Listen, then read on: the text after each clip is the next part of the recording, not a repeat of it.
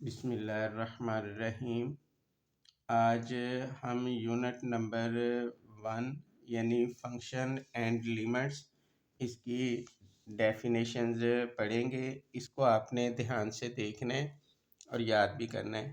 Short question के जो parts हैं इसमें 3 पार्ट्स होते हैं, तो इसमें डेफिनेशन अक्सर पूछ लेते हैं। हर पार्ट में 1-2 डेफिनेशंस लाजमी होती हैं, तो ये डेफिनेशंस आपने याद करनी है लाजमी, क्योंकि 2 मार्क्स की ये डेफिनेशन होती हैं और इजी होती हैं और आपके जो मार्क्स हैं वो भी बढ़ा सकती हैं। तो सबसे पहले हम फंक्शन की डेफिनेशन पढ़ेंगे। बहुत इजी है, देखें लिखा है a function is a rule that assign to each element x in x, यानी ये जो एक्स है ये सेट का नाम है। तो इसमें a function is a rule, एक फंक्शन एक ऐसा रूल होता है that assign to each element x, जिसमें हम एक्स का हर एलिमेंट असाइन करते हैं। किसमें? इन एक्स। अ यूनिक एलिमेंट, इसमें एक यूनिक एलिमेंट होता है वाई इन वाई, तो इसको हम फंक्शन कहेंगे। Suppose A is equal to X square, तो इसमें ए क्या है? A is a function of X, A जो है वो एक्स का फंक्शन है। ठीक हो गया जी। अब इसमें देखें ये लिखा भी हुआ है 4 स्क्वायर इज इक्वल टू 16, तो इसमें अब डोमेन है वो 4 है, यानी हम x की जगह 4 लगाएंगे तो 16 आ जाएगा। और जबकि रेंज जो है ये आउटपुट है, रेंज इसका 16 इसकी रेंज है और एक्स स्क्वायर होगा वो फंक्शन होगा, यानी हमने x की जगह पे वैल्यू दर्ज करनी है। तो a is a function of x। उसके बाद डोमेन है। डोमेन क्या है जी? अब देखें, domain in a function f x to y, the set x is called the domain of f। अब देखिए इसमें फंक्शन जब भी हम लिखते हैं x टू y, तो इसमें ऑर्डर पेयर की फॉर्म में लिखते हैं, यानी x order pair y order pair. तो इसमें जो फर्स्ट एलिमेंट होता है इसको हम डोमेन कहते हैं, यानी जो x होगा वो फर्स्ट एलिमेंट होगा। और उसके बाद range is a set corresponding element y, यानी ऑर्डर पेयर में जो सेकंड एलिमेंट्स होंगे उनको हम रेंज कहेंगे। उसके बाद नंबर 4 पे है इंडिपेंडेंट एंड डिपेंडेंट फंक्शन। अब देखें फर्ज किया, ये एक फंक्शन लिखा हुआ है y is equal to f of x, the variable x is called independent. अब जो x है वो इंडिपेंडेंट है and y is called dependent. अब y डिपेंडेंट वेरिएबल है। अब क्योंकि y डिपेंड कर रहा है x की वैल्यू पे, जैसे जैसे हम x की वैल्यू को बढ़ाते जाएंगे y की वैल्यू भी बढ़ती जाएगी, x की वैल्यूज को कम करते जाएंगे y की वैल्यू भी कम करती होती जाएगी। अब y जो है वो डिपेंडेंट है और x हो गया इंडिपेंडेंट। उसके बाद है real value function. Real value function क्या होता है?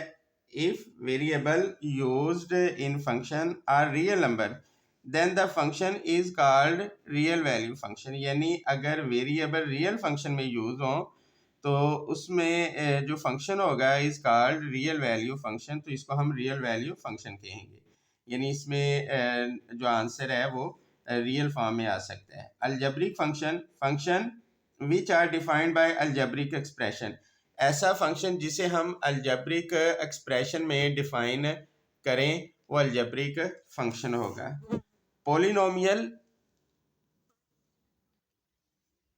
और उसके बाद है polynomial function, a function of the form, यानी जो पोलिनोमियल एक्सप्रेशन की फॉर्म में फंक्शन हो ऐसे फंक्शन को हम पोलिनोमियल फंक्शन कहते हैं। एंड एक्सपोनेंट और नॉन नेगेटिव, और इसकी जो एक्सपोनेंट होगी वो नॉन नेगेटिव इंटीजर होगी, तो इज कॉल्ड पोलिनोमियल फंक्शन, यानी इस फॉर्म में जो फंक्शन होगा इसको हम पोलिनोमियल फंक्शन कहेंगे। उसके बाद नेक्स्ट आ जाता है linear function.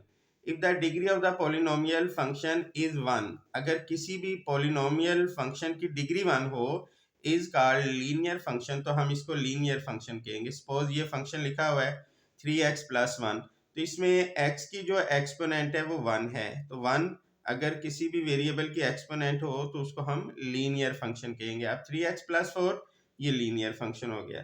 Identity function for any set x, a function x to x the form F of X is equal to X या I for X is equal to X is called identity function. Suppose अगर F of X is equal to X लिखा हुआ है तो ये identity function होगा। उसके बाद है कांस्टेंट फंक्शन। अगर इसका आंसर जो है वो कांस्टेंट फॉर्म में है, यानी a function x to y defined by c is equal to a is called constant function. अब देखिए इसमें एक सी ऑफ एक्स या constant function in x is equal to 2। अब इसका आंसर 2 आ गया है तो ये कांस्टेंट फंक्शन होगा।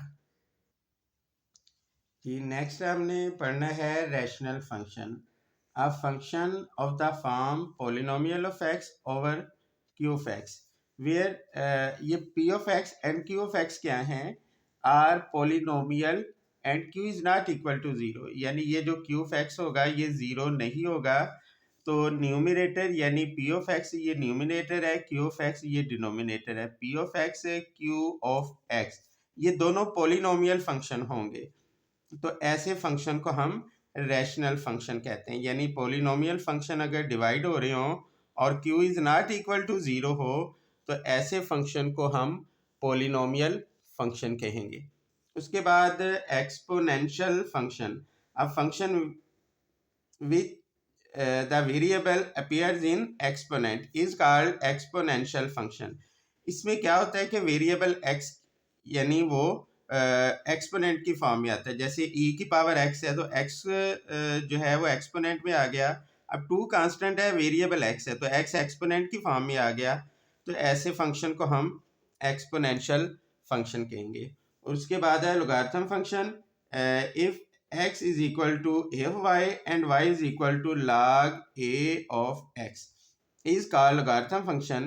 ये ऐसे फंक्शन को हम logarithm फंक्शन कहेंगे। तो उसके बाद है explicit function. If y is easily expressed in the term of independent variable, अगर y को किसी भी इंडिपेंडेंट वेरिएबल की फॉर्म में हम इजीली एक्सप्रेस कर सकें तो ऐसे फंक्शन को हम एक्सप्लिक्ट फंक्शन कहेंगे। अब इजीली और हमें कैसे पता चलेगा कि हम इजीली किसको एक्सप्रेस कर सकते हैं। आमतौर पे तो हमें यही पता है कि जो क्वेश्चन हमें आता है वो इजी होता है, लेकिन अब मैथ की फॉर्म में हम इजी किसे कहेंगे। अब देखें इसमें सिंपल ए की वेरिएबल है, इजीली हम इसको सॉल्व कर सकते हैं जिस मेथड से भी सॉल्व करें। अगर एक वेरिएबल इसमें आए y इज इक्वल टू, अब देखें ये भी x है ये भी x है, एक ही वेरिएबल है तो ऐसे फंक्शन को हम एक्सप्लिक्ट फंक्शन कहेंगे। इम्प्लिक्ट फंक्शन, इम्प्लिक्ट फंक्शन में हम कोई ना कोई सपोजिशन करनी पड़ती है, हम डायरेक्ट किसी भी वैल्यू को हम एक्सप्रेस नहीं कर सकते। Suppose if y is not easily expressed is the term of independent variable x then y is called implied function। अगर y को हम किसी भी वेरिएबल की फॉर्म में इजीली हम इसको ना सॉल्व कर सकें तो ऐसे फंक्शन को हम एक्सप्लिट फंक्शन कहेंगे। अब इसमें जो है वेरिएबल दो इस्तेमाल होते हैं। देखिए इसमें तो एक ही था ना, एक वेरिएबल को हम इजीली सॉल्व कर सकते थे। जब इसमें वेरिएबल दो आ गए हैं एक्स वाई, तो अगर दो वेरिएबल आ जाएं तो ऐसा फंक्शन इम्प्लिक्ट फंक्शन होगा। उसके बाद ये बहुत इंपॉर्टेंट डेफिनेशन है even function. Even function, a function is called even function if f of minus x is equal to f of x. यानी इसमें हम क्या करेंगे, गिवन फंक्शन में जहाँ एक्स होगा वहाँ माइनस एक्स लगाएंगे और अगर फंक्शन एज इट इज़ रहा वही रहा, इसमें किसी किस्म की कोई चेंजिंग ना आए तो ऐसे फंक्शन को हम इवन फंक्शन कहेंगे। उसके बाद है odd function. A function is called an odd function if f of minus x is equal to minus f of x। यानी हमने क्या करना है, माइनस कॉमन लेने से अगर ओरिजिनल फंक्शन आए तो ऐसे फंक्शन को हम ऑड फंक्शन कहेंगे। उसके बाद है continuous function. A function is continuous if c satisfy 3 condition. यानी अगर ये 3 कंडीशन में सेटिस्फाई करे तो ऐसे फंक्शन को हम कंटिन्यूस कहते हैं। ये इसकी 3 कंडीशंस होगी, ये आपने अच्छी तरह याद भी करनी है और देख भी लेनी है। तो ऐसे फंक्शन को हम कंटिन्यूस फंक्शन कहेंगे। इन डेफिनेशंस को अच्छी तरह याद कीजिएगा और अगर इसमें किसी किस्म की कोई भी प्रॉब्लम हो आपने ज़रूर पूछना है। अल्लाह हाफिज़।